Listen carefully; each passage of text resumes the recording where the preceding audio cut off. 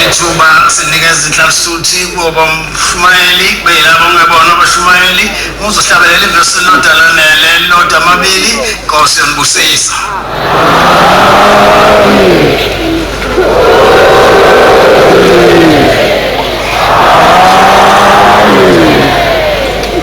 Ngiyayikhetha inkosi yasePhakame. Ngikama ngabona lapha ematenasi ithupha. Lawa abamkhulu afika khona wawakhipha. Wathi-ke uma esewakhiphile yaduma le ndaba ukuthi kukhona umuntu okhiphe amatshasi ithupha ngapha kwaNkantolokazi ngaphansi kwenkosi uMdibaniso Dlamini. Wakukhona umuzi wakwaJwaha eduze kwalawa magrawundi esisifikele kuwo njengoba kade kuyiwe khona nje esigodini okuthiwa kusemhlabahlala sisekhona leso sigodi nanamuhla babekhona emalumeni.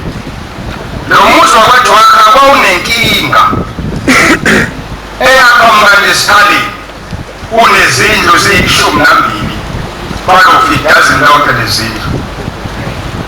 Umuzi wasemakhaya-ke izindlu ey'ningi kangaka kusho igcikela khona likhulu ngoba ziyaqaqala izindlu zotshani ukuze kuthi uma kushenye zingashi zonke.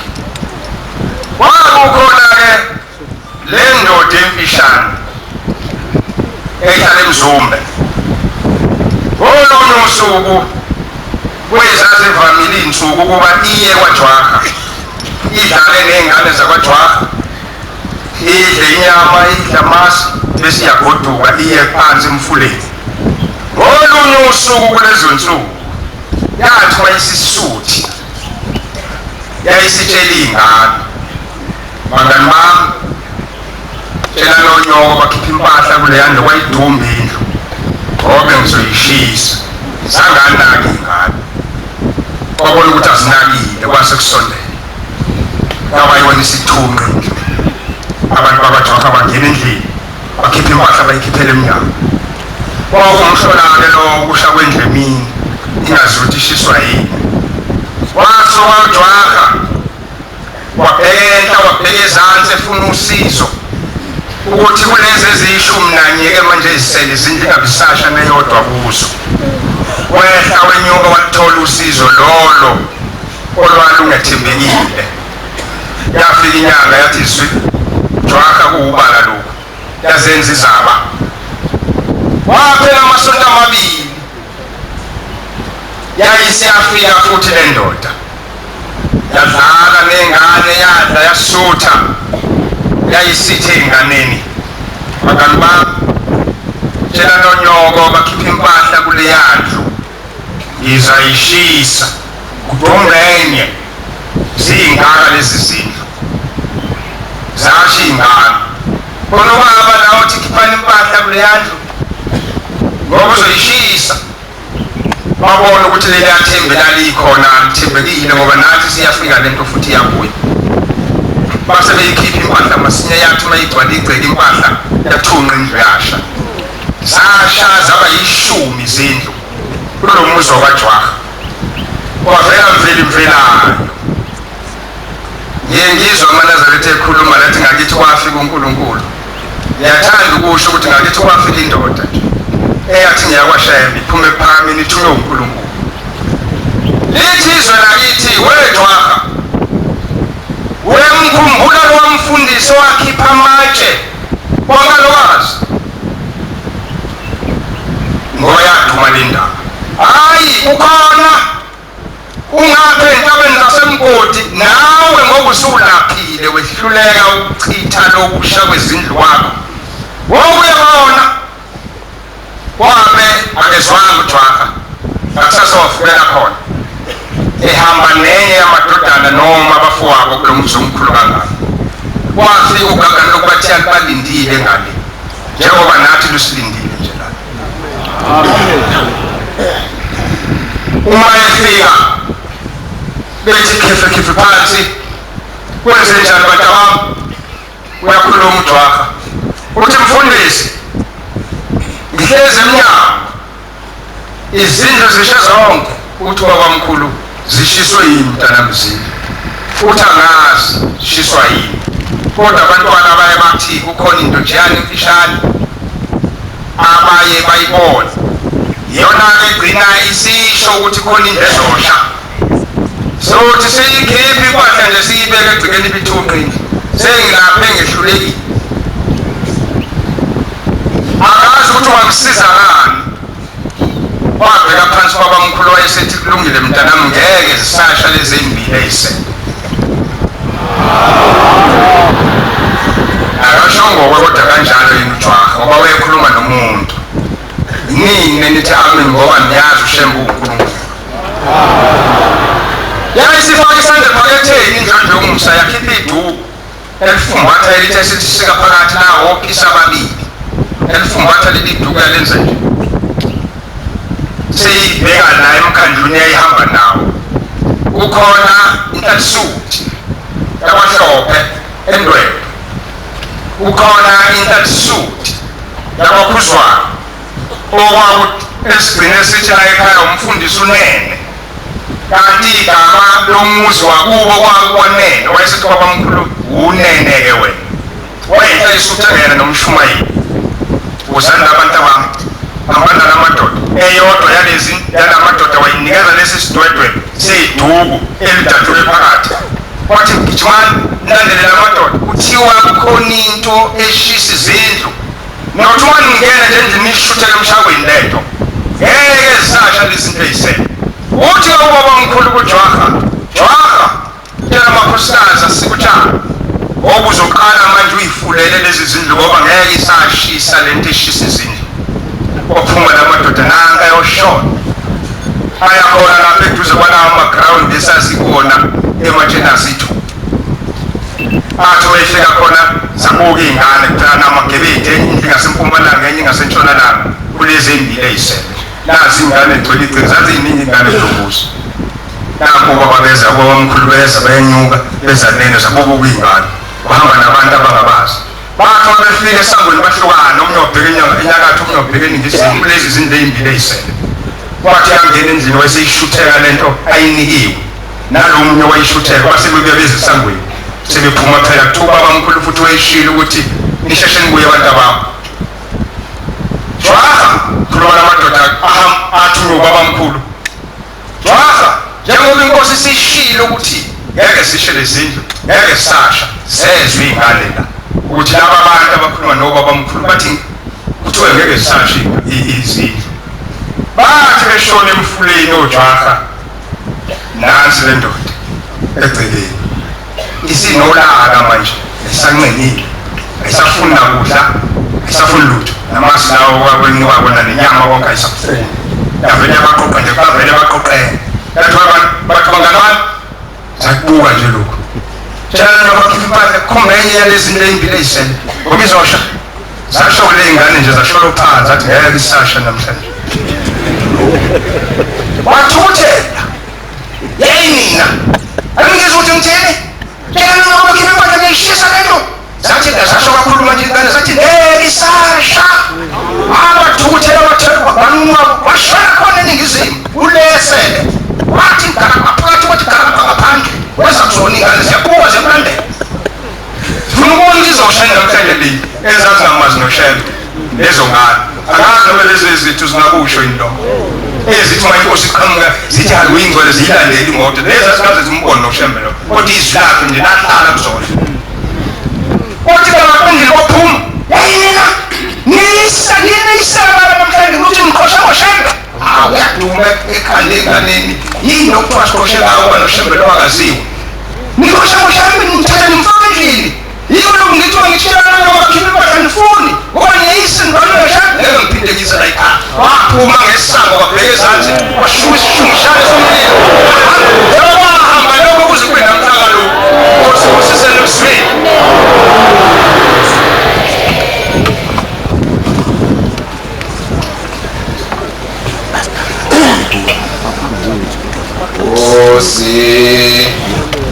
Sixo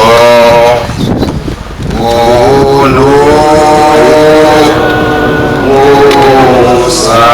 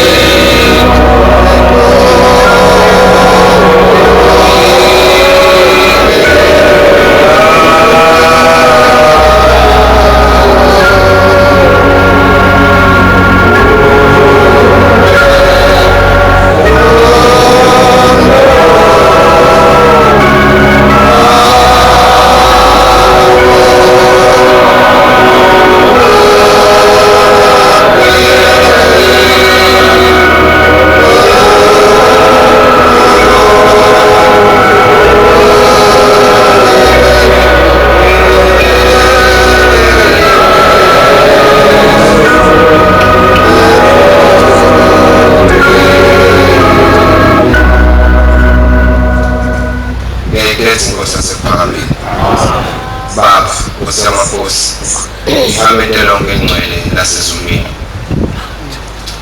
Nami ngizodlulisa nje amazwi angemade amafishane. Ngizoqala nje ngiqale lapho khona ubabamkhulu esuke eNtabazwe ehla eza ngapha kwaZulu. Ithi ingilozi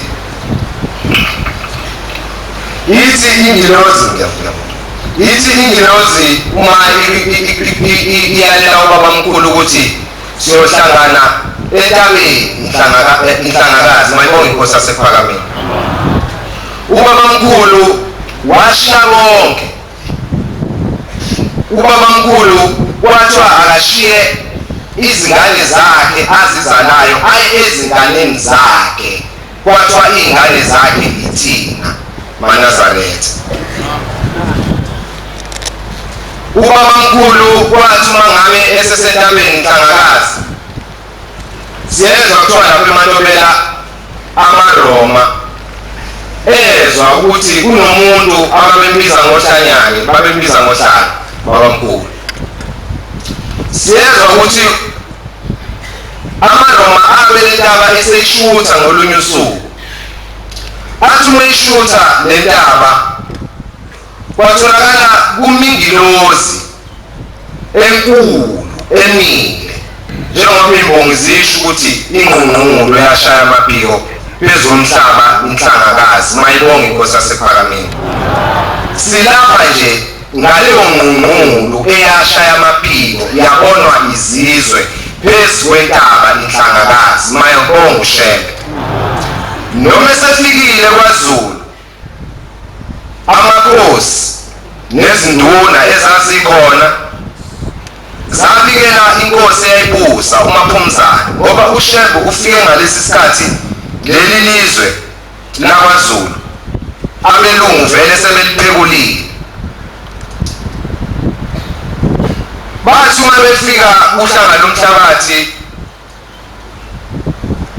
uMntakadinizulu uSolomon bamtshela ukuthi kunomuntu ozothatha abantu bakho ngale esilungwini. Lo muntu uzobathatha abantu bakho Ndabezitha. Abahluphike laba bakithi ngoba baqale bebhekisise kahle ngoba nangesikhathi kasenza ngakhona uMzazele siyakhumbula ukuthi izinsizwa zakaZulu amabutho afike ayotshela usenza ngakhona ukuthi uPhumani usezenza wena lapha Ndabezitha. Kodwa kwathi uma kuhlanganwa inkosi sithola yathola ukuthi cha umntaka Khumalo ulapha abantu benkosi mayibonge inkosi yasePhalamende.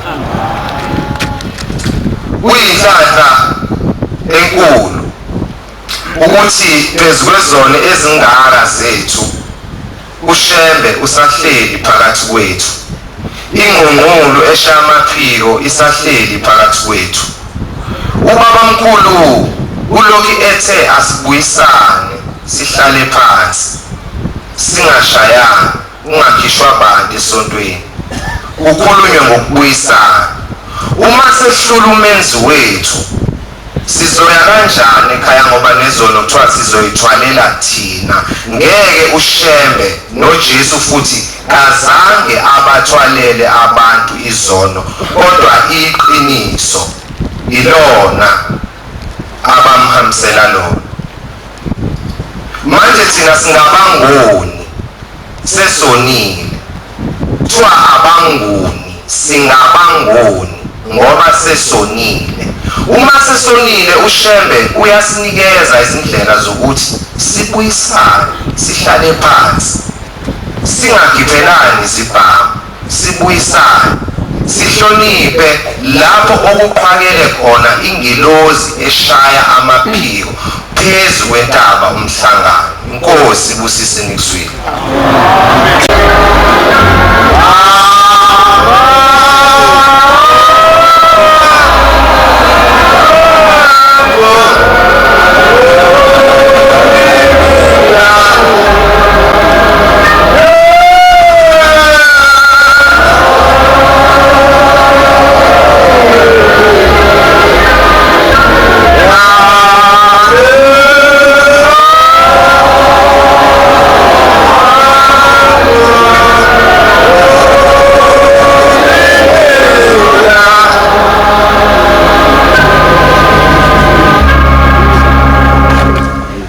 ngiyayithetha inkosi yaseFarming.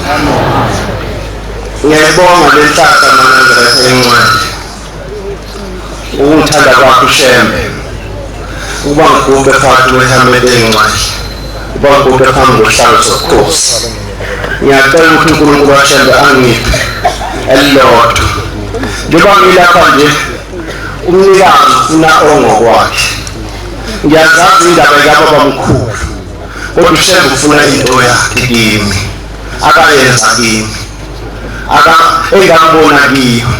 Ngiyacela ukuthi uNkulunkulu waShembe ukuthi angeze ngikhulume ngoba kungokwakhe kwenziwa nguye kwenziwa uShembe noma ungathandi kodwa ngiyokhuluma ngiyoze ngihambe emhlabeni. Inkosi yezulu nomhlaba banazamata ikhombisa kimi namandla ngikhohlwa ngenze ngikhohlwa ukuze ngihambe. Uthi silapha phezulu entabeni yomhlangano ngonyaka 2000 umhlangano uzowetha ngo-17 unyaka 2000 inkosi ayibonisa kimi izothi limemeza phezulu entabeni yomhlangano lamemeza phezulu ngomvangelo Gumede. Uthi umvangelo Gumede lithi izwi lenkosi lingaphumi muntu kungahambi noyedwa akaqapha amadokodo ayini yasedurisa imoto akathi ngihambe ngiyophuzisa imoto edwet ngihambe ngiyophuzisa imoto ngibuye bese ngiyole imfula umhloti lapha umukhuphuka wodaba akabili ebese ngima lapha ngibona zesa bese ngibona insizwa yetha lapha yakwabiyela umshumane waleyo mlonti ebese umshumane ufunani la ngiyasebenzela phephe moto nemoto beyibona imoto abendala adusuka nyama ngihamba balethini sibonile igireni phezulu ngathi mina uShembe khona uShembe akasekho bese sihamba bese khamba ngosuzu ilezi zombili ngaphakathi bese imoto imaphambi kwade ivan engihamba ngayo uma imaphambi kwale moto engihamba ngayo zathi zombili ezisizo zangikhomba ngesibhamu zathi sifuna wena nale moto ngaqala ngethuka ngathi ayithatha le moto ekanini bathi uqala ngathi uyadlala sifuna lapho uShembe asikhombisa khona uNkulunkulu bakhe sifuna le moto athatha le moto ekanini bathi uqala ngathi uyadlala ngena wena lapha ngilandeleni sesofika phesheya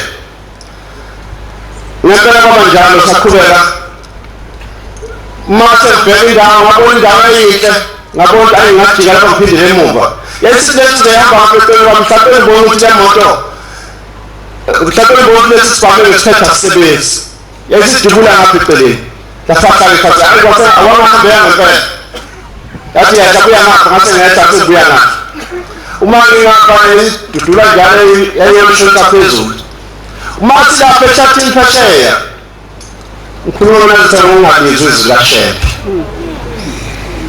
uma sifika phesheya lapha phezulu ehlathini elimnyama ngifika kunezinsizwa ezimbili seyifile ezinye ezi-4 zihlezi zilinde mina kuba zimbulali ezinye ezimbili sihamba nazo sasifika nalezi nsizwa lezi nsizwa yetha ndoda asenetha esithenge inkonzo futhi umdubuli yaqola sengikhumbule ukuthi konje entabeni ngiphuma izulu ngashilo ukuthi akuphuni ngaqala ngacela intethelo yokuShembe ngathi inkosi ngithethelele ngayicela intethelo Manazareth ngathi inkosi ngicela ngithethelele ngiphuma izulu ngashilo entabeni yaseNhlangazi ngakhadaza kaningi yaqonda lensizwa yahleka ngesaba yathi umsabani unangibhilile yaqonda lensizwa lokhu ngithela intethelo yathi maqonda lensizwa ngesibhamu esasibanika bayazi abasuka emhlabeni ukuthi ihlobo lesibhamu esibanikayo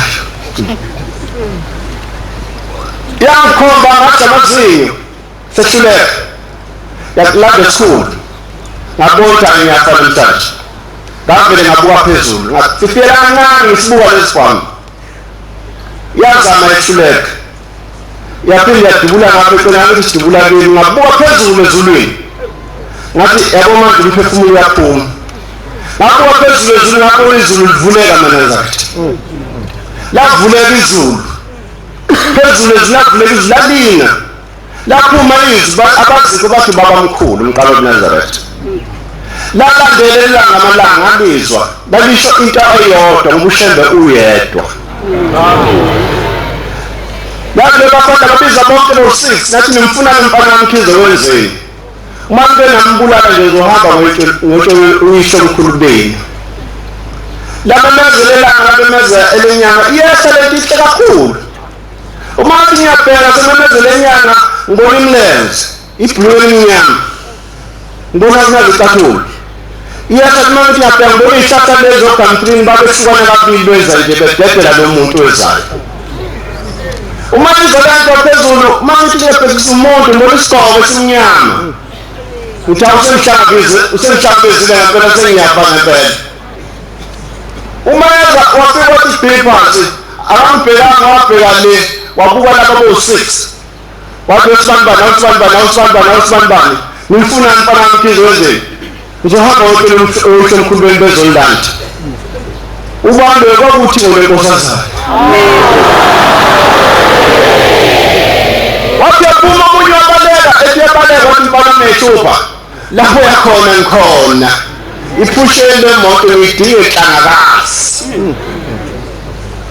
wakhuluma nabo la ejahe khona makazi ngijahe lapha ngimbone ekhesop sengiyobonga uma ngifika lapha ngishenje njengoba niyazi uma ngifika lapha ekhesop ngiyobonga sengiphethe ujuni abantu baningi kakhulu akubaba ngenze ngimbone mhlawumbe singombone ebuhleni futhi sengathapha eduze konakulo kwesigqoko ngiyadaphuza ujuzi ngiyabeza bamemeza uMandla wamkhize sifuna uMandla wamkhize amakhosazana amabili ngithi abaningi nasemlazi bakhona uMandla wamkhize ayinganaki bese siphindele emuva lezingane ziyakuba ubaba ephindisele emuva wadonke umfana weshathe lemfica ephuza ujuzi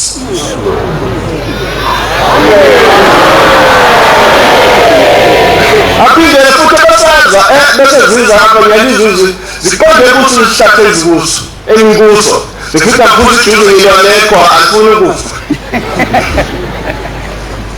uwena uMandla wamkhize ngithi mina yini ubaba uyakufuna ungazilaphi shembe ngakhathaza nje ungazilaphi ngathumela sikosibanga ungazilaphi kanti shembe usazisoka nje kwasinda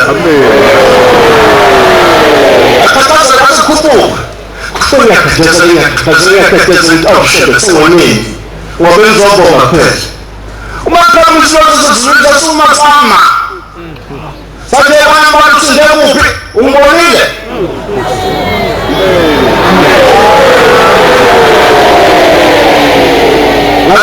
ngathi ngiqala ukuthi baba ngibonile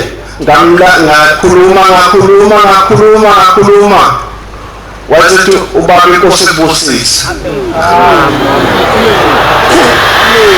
wathi lokho kozakwethu wathi sukuma phela ubaba usekubusisile sakushintsha isilwane kanti siyazi ukuthi senzeni siyazi futhi ukuthi aka8 khuluma sathi yeka qhubeka wena kwa8 ngakhuluma ngaqeda wathi inkosi ngeke sakwenza lutho Nkosi kusale phansi amen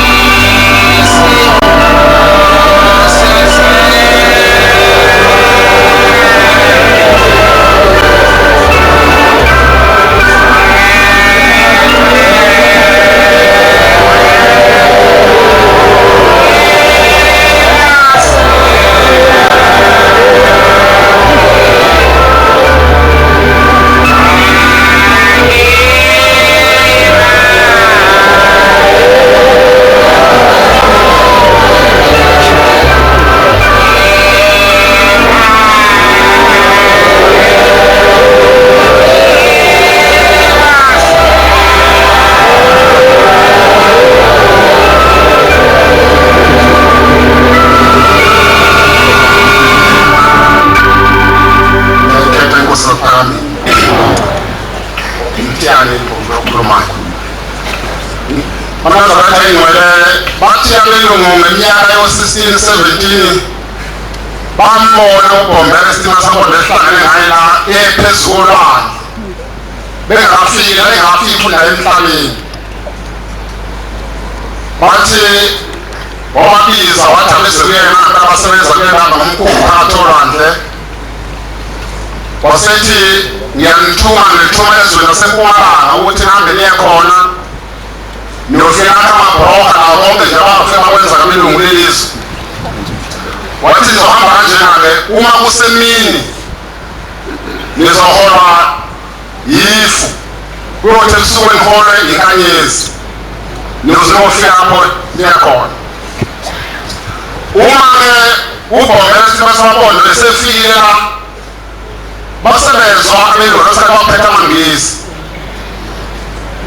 yasifika inkosi yamangisi uKing George efika ekhethekweni sabo sephalamende ufuthi uKing George shambe sesizwile thina ukuthi amangisi ukuthi usufikile ngeke sizobuza ukuthi njengoba usufikile thina amangisi sisekhona yini la njengoba yithina siphethe phela uthi uBombela isitima sabona ukuthi njengoba sofike thina washambe nje la yinamangisi alisekho uthi nalaba abasalisaba basebesaba ibhantshi leli ngoba uma umuntu ekwesaba noma akhumule ibhantshi yakho nodada wakho godweni usuhamba wena kodwa uma umuntu ebona ibhantshi yakho uyesaba ibhantshi ulosokhothe kwashe yinamangisi alisekho washo ukuthi abelungu bahlakaniphile bayakwazi ukubona into yangempela futhi lento engaphiliseki naka uKing George wahamba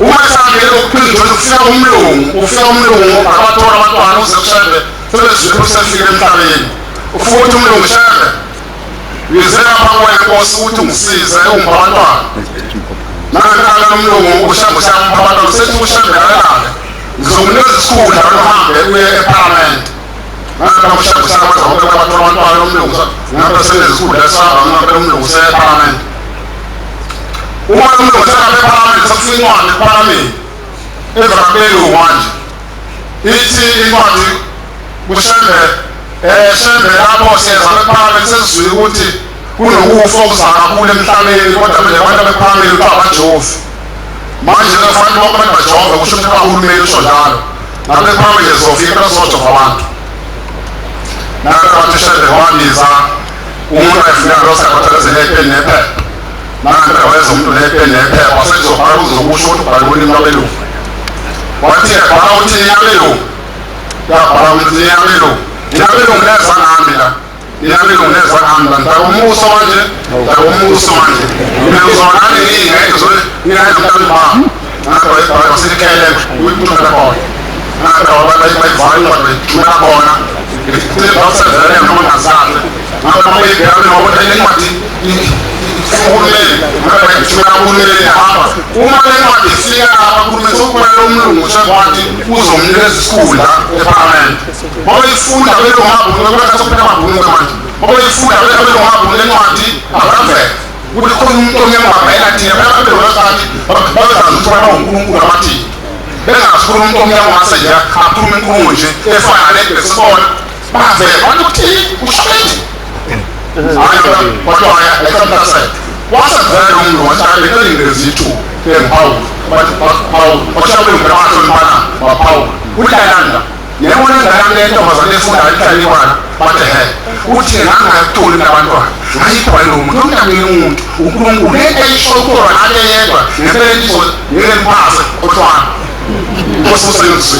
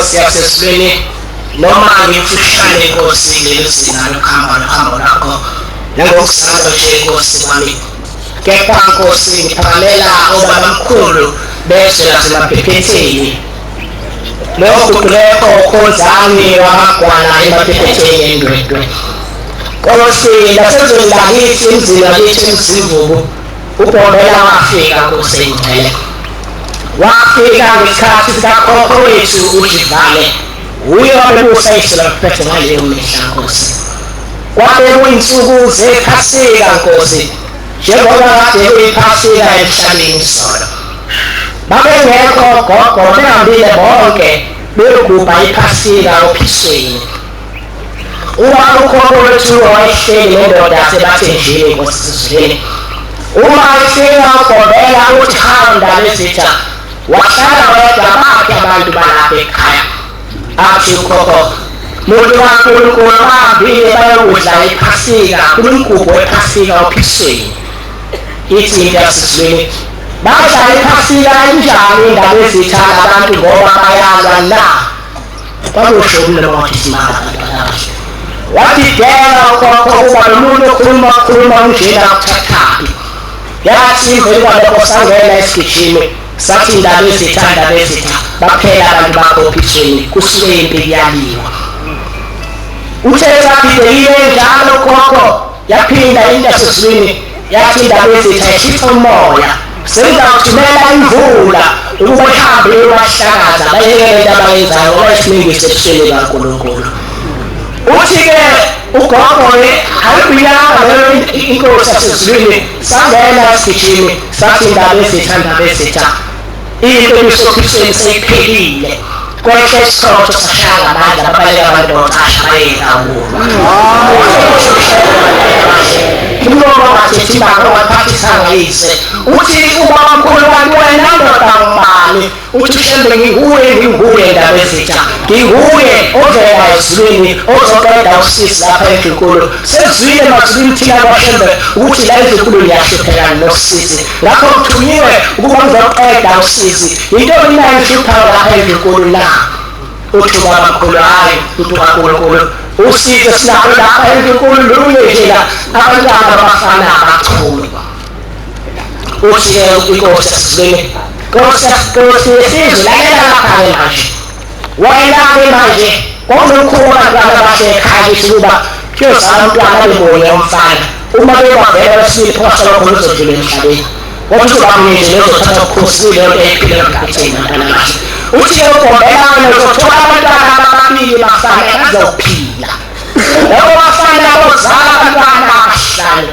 sheba phela abashaka khulumise futhi akaphathi iphutha elabo isashela ukukhuluma iqiniso lonke leqiniso lodwa kepha singakhuluma amanga emvakhe asiye ngeke abantwana bashe imisebenzi umnyama sifuna ukushela iseduze sifune silandele ithi indoda ithi ngempela azala amadoda amabili athi masayizela amadoda amabili azala abafana abahlanu obaba bekhuluma ngalo ithi namhlathi lalela ndaba esitha lo bezoba inkosi yena uyothola abafana bodwa uyohawela njengentombazane kaNkulunkulu elomusa kwabanjalo abantu abahle omkhulu lelabafana abasithupha nentombazane yodwa obaba bona babafana abaningi kepha ithi into yasezulwini labo bafana abahlanu bozala abafana abaningi kuthi abafana abazala bozala isizwe samaphephethe bantwana abahle ngiphakama izwi lakithi inkosi engcwele inkosi usizo layo kunjalo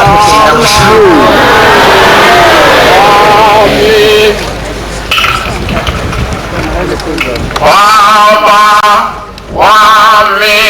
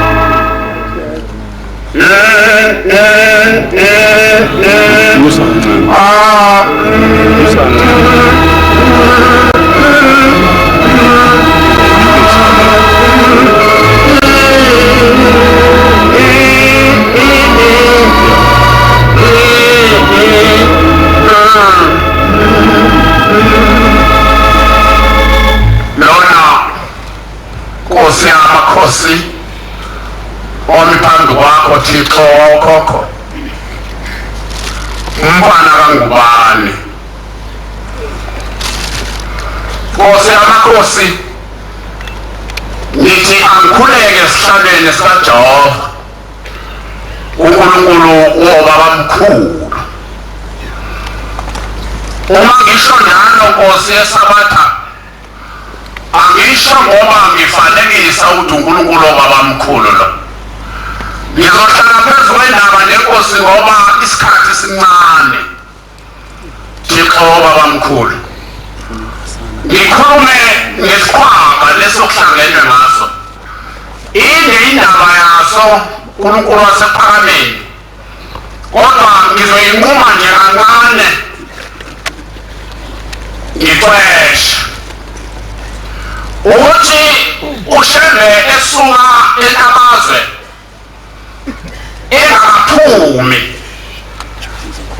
esakhuluma noNkulunkulu amkhiphe aye ngaphandle komuzi lapha bemkhwebela khona ukuba akhulume naye khona, emxoxela ukuthi shiya lo muzi wakho nabantwana bakho namakhosikazi akho nayo yonke into ngiyakuthuma, ngikuthuma ezweni laseMpumalanga. Ngaleso sikhathi Nkosi yamakhosi, kwakunesikhathi lapho izwe layinyakaza khona, izwe lithathwa abelungu. Abelungu babefika noDompasi. Ngaleso sikhathi kwakunzima. Inkosi yakaKhwabe eMthandeni yayingenye yamakhosi ayengawufuna uDompasi, eyayizabalazile ithi ayiwufuna uDompasi ezweni layo, bafuna abelungu ezweni layo. Ngaleso sikhathi kwaku-1906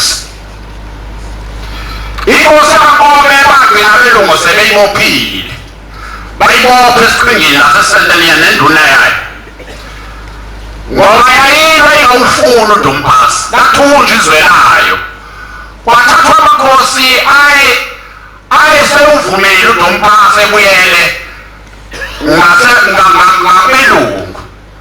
Izwe lakaKhwabe lathunjwa labuswa yinkosi yaseMabomvini, kodwa yathi uma ifika khona yathi ngeke ilibuse izwe lakaKhwabe ngesiko nangamahubo aseMabomvini, kodwa iyolibusa ngamahubo akhona kaKhwabe, ukuze iligcine mhlawumbe uNkulunkulu ozabe uyalikhumbule izwe lakaKhwabe. Yayisiyaboshwa-ke inkosi yakaKhwabe. Ngesikhathi inkosi yakaKhwabe isejele uShembe engakafika ngo-1906, wayesiyafika uShembe igula ejele. Bathi yagula kakhulu dala ubaba ongizalayo iKhehleni Mpunga. Uthi le nkosi yakaKhwabe yagula yaduma isisu, saduma isisu senkosi. Yathumalele ebusuku wayesiyafika uShembe. uShembe uzofika ngo-1910 la. Uselele nxa uShembe usakhuluma noNkulunkulu, uba nokumkhipha phela uNkulunkulu bakho ayezweni laseMpumalanga. Kuthiwa inkosi yakaKhwabe yayigula lapho isisu sidumbile sicwebezela, wayesiyafika uShembe. Uthi inkosi yakaKhwabe, uyathanda yini ukuphila? Ithi inkosi ngiyathanda. Uthi inkosi yakaKhwabe, uthi uShembe uzophuma nkosi yakaKhwabe ubuyele ezweni lakho. Ngaleso sikhathi uShembe sephumile eseyishiyile inkosi yakaKhwabe, ithi wanyakaza isisu sathi xukuxukuxuku, yayisisithela inkosi. Kwase kufike kudluma lokhu inkosi abekuyiphethe, yayisiyasinda inkosi. Uthe kwakuza yayisiyamenyezwe. Ngizoyibiza nje ngoba angiyihloniphi ngoba iwumnawethu. Ngeke sihloniphane sasibanga naye. Inkosi uMeseli, inkosi yakaKhwabe. Yayisimenyezwa ngegama layo, yayisisabela bathiwa woza namhlanje ngiyaphuma ubuyele ezweni lakho. uPhume uthi uShembe umekhuluma nayo lapha etilongweni uthi uzophela iminyaka emine uzophuma la uzophela iminyaka emine kowesihlanu ngiyofika ezweni lakho.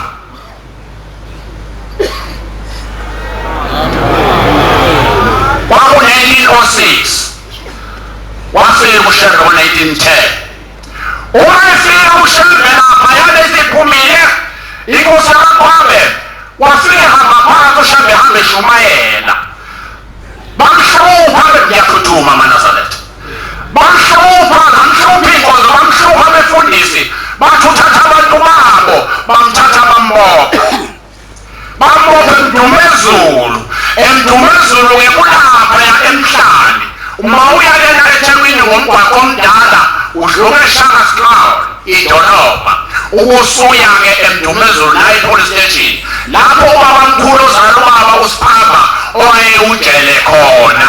Namanje uma ngidlula kuleyo police station ngidlula ngigobe ngoba kwaboshwa isilwanyazane lapho kanti nobabamkhulu ozala ubaba wayemkhulu lapho wayesaboshwa ubabamkhulu lapho wasezulwini ubabamkhulu wasemhlabeni kuyena ujele okwathi ebusuku lapho uma ngabe boshiwe ubabamkhulu wayebathi ubhoyela lapha uvutha khona kwathi ebusuku zaphuma iy'boshwa wayikhipha ubhomelo wayikhiphelwa emnyango zatshawa umoya wathi uma ephuma ubabamkhulu lapho ekhona ubabamkhulu ozala ubaba eyibona iy'mpabha zivulekile wayeseya ey'boshweni wayesesho kuqala ugombela isitimela samabhondo wathi cha mntanami zisashawa umoya noma kuyashisa endini. Waxakeka ubabamkhulu ozala ubaba wahamba waya kusayitsheni wafika wamthinta usayitsheni wathi kukhona inkinga lana iy'mpabha zivulekile kodwa ukhiye ungekho uthi umnumzane lona oboshiwe lona oboshwa abefundisi uthi bashawa umoya bathatha futhi babuyisela phakathi kanye naye futhi. Kwaphinda lokho zaphuma futhi zahlala emnyango. Yayisabona indoda endala ngoba abantu abadala bayakwazi ukubona labona-ke ikhehla lakangubani ukuthi le ndoda ayihambi yodwa le ndoda yayiseyihosha yayidonsela lapha ngubhoyela yayisiyiphekela amanzi ashisayo yayinika amanzi okuyigeze iy'nyawo iy'bosho zabuyisela phakathi zangahambe yisaphuma. Ithi le ndoda sezulwini wena ndoda ungwakabani na ithi le ndoda mina ngwakangubani ithi wabona vele amanzi akho ngiphekela wona engigeza ngawo iy'nyawo uyohlangana nawo ey'ntabeni ezikude emathafeni lapho ongazi khona. Ithi le ndoda sezulwini uphi lapho wakhe khona na uthi ubabamkhulu ngakhe emthandeni uthi uyakwazini emthandeni na uthi ngiyakwazi uthi kuphi wayesemyalela. Uma usuka lapho emhlane unqamula ngathi ubheka inyakatho ntshonalanga uyoqhamuka ey'ntabeni zaseKayideni lapho emthandeni phansi wayesemyalela ukuba ashone khona emthandeni. Wahamba uShembe wafika emthandeni emzini wenkosi ngoba inkosi yayingekho ekhaya ayizange mayiphume ejelisa ekhaya yathatha yobhaqiswa eningizimu lapho yabhaqiswa khona. Yayisafika inkosi yasephakameni izokhulula amathambo ngoba ngaleso sikhathi sika-1906 abantu babefa bengasengcwatshwa laphaya nakaQwabe ngepi yamakhanda. Thina njena sakhula selusa lapho ogalo babantu sibabona emahlathini namakhanda abantu emhlophe nje izinto ezazingazange zingcwatshwe. Ngakho inkosi ezokhulula lawo mathambo ezokhulula kaQwabe eyafika-ke emthandeni emzini wenkosi hhayi emzini wenkosi lapho kukhona khona umuzi wasemthandeni laphayana kukhona khona umuzi wenkosi kusokhalelwa amabutho lapho ibizwa kanjalo kaQwabe leya ndawo kusokhalelwa amabutho emthandweni kusezansi la emzini wenkosi endala eseyakhothama eyomzala wakho. Lapho wathi uma ngabe ethi uShembe Nkosi yakaQwabe uzophuma uye ezweni lakho siyofika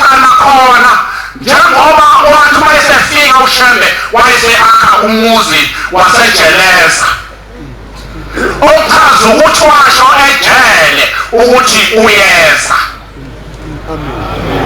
ejeleza washo ejele ukuthi uyeza ejeleza phela phela yabo ukhona khona umuzi wenkosi yasePhakameni uShembe lo muzi wakhiwa lo muzi wadilika ngenxa yokuthi umuzi kaNkulunkulu uyasina nikhona maNazaretha umuzi kaNkulunkulu waze wafake ejeleza uma inkosi ilanga ifika izashadisa udadewethu nenkosi yakwabe ewumalume ezala inkosi eKhothemo ewugogo wenkosi ekhona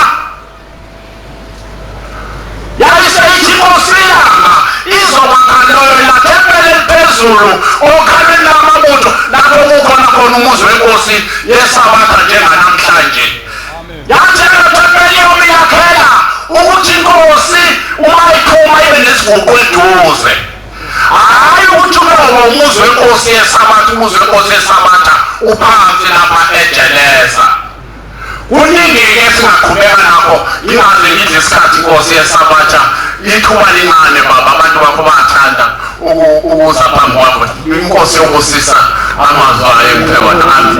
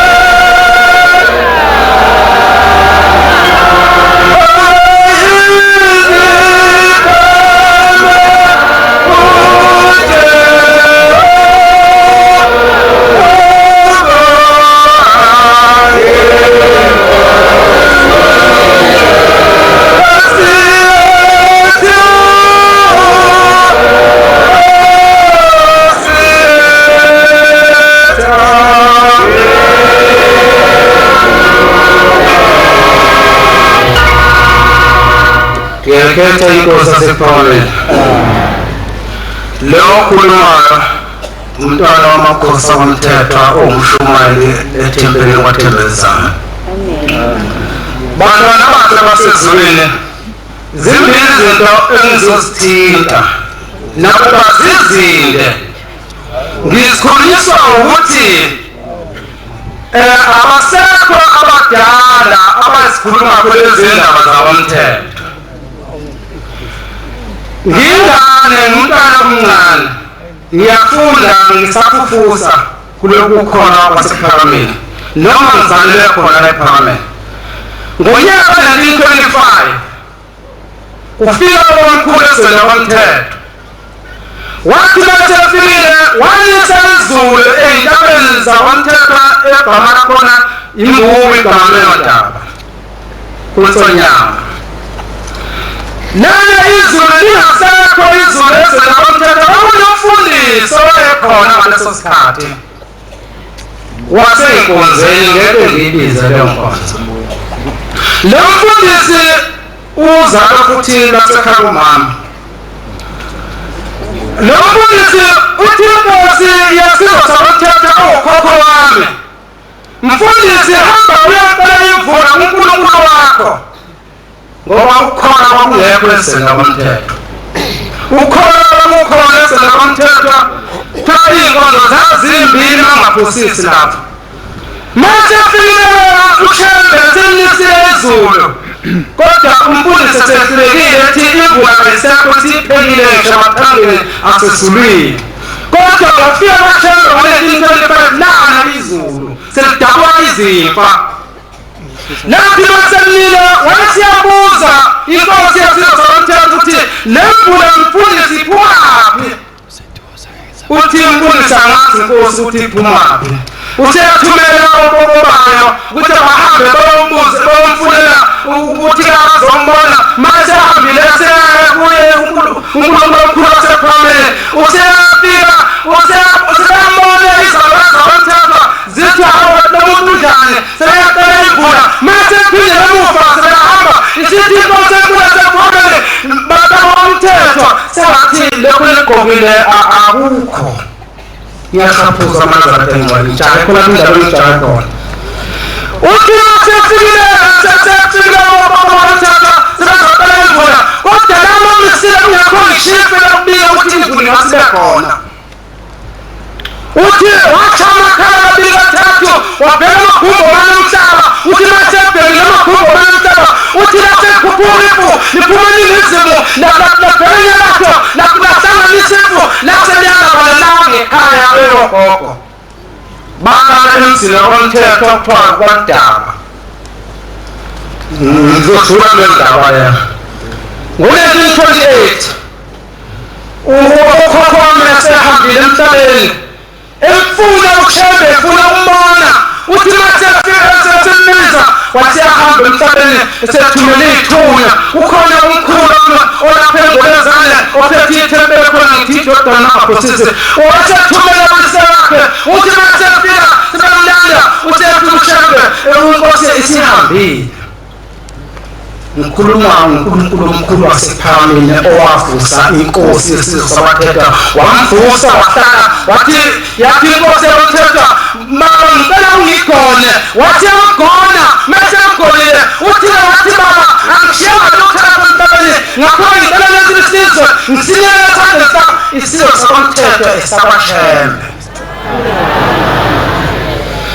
Yiphi inkosi yesizwe iyakunikela ngesizwe sayo yasinikeza uShembe. Inkosi yomthetho yakwenza lokho encwadini laphana ithi uthi uNkulunkulu omkhulu uthi nginikela ngale ndodana yami ezele iyodwa nginikela kuwena esandleni sakho ukuthi mayihlale kuleli lizwe leli uthi ozoyiqalekisa kodwa mangaqalekiswa yena. Izwe lakomthetho linoNkulunkulu kodwa abantu abahlezi kulona nababoni ukuthi uNkulunkulu khona balibela ukulwa. Ngaphandle sabazinto enkosini inkosi yesizwe sabathetha yavuka yayisibika iy'nkinga zayo zezwelayo ukuthi abantwana ayizange zibathole kodwa laba bakhona ababili abathathu ibabele esandleni sikaNkulunkulu omkhulu wasephameni nempela nakho namhlanje umkhulu ozalwa ukhona namhlanje. Kuseminyaka engaphezu kweminyaka engu-50 ehlezi emhlabeni kodwa elibambele lokuShembe. Thina singakusala kanjani sibambele lokuShembe sizokhuluma namhlanje ngoNkulunkulu omkhulu wasephameni onzima ngalisazwela umthetho wayivusa inkosi yesizwe somthetho yaphila yakhuluma naye yakushiya umyalezo namhlanje lo myalezo uyabonakala ezwela umthetho wena ngokwazi ukubona ngoba ulibele lokho okulibele. Zikhona izinto enkosini uNkulunkulu omkhulu wasephameni bayibonga inkosi enkulu wasephameni. Inkosi kusekhonekizini